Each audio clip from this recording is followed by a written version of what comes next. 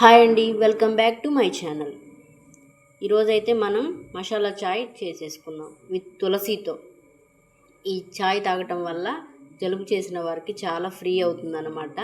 ఇందులో వేసే ఇంగ్రీడియంట్స్ అల్లం, నేను చూపించినంత అల్లం కచ్చాబెచ్చాగా దంచుకొని దానిలో 2 లవంగాలు, చెక్క, యాలకులు 1 ఇవన్నీ తీసుకొని ఒక గ్లాస్ వాటర్ తీసుకోవాలి.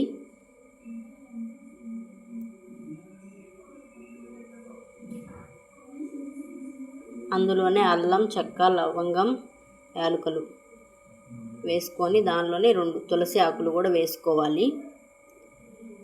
ఇవన్నీ వేయటం వల్ల జలుబు చేస్తే చాలా ఫ్రీ అవుతుందన్నమాట. టీ పొడి 1 స్పూను,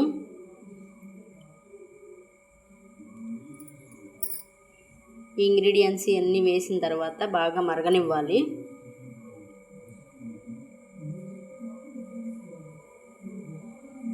బాగా బాయిల్ అయిన తర్వాత, మరిగేసిన తర్వాత వాటర్ కొంచెం ఉండంగా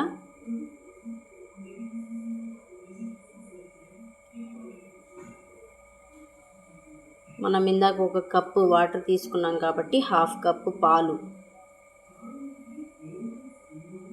నేను స్వచ్ఛమైన గేదె పాలు తీసుకున్నానండి.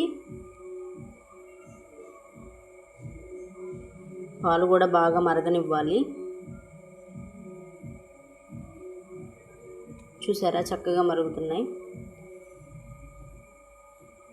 ఇందులో అల్లం, తులసి, యాలకులు, లవంగం ఇవన్నీ ఉండటం వల్ల జలుబు చేసిన వాళ్ళకి ఆ కఫం అనేది తొందరగా వదులుతుందండి.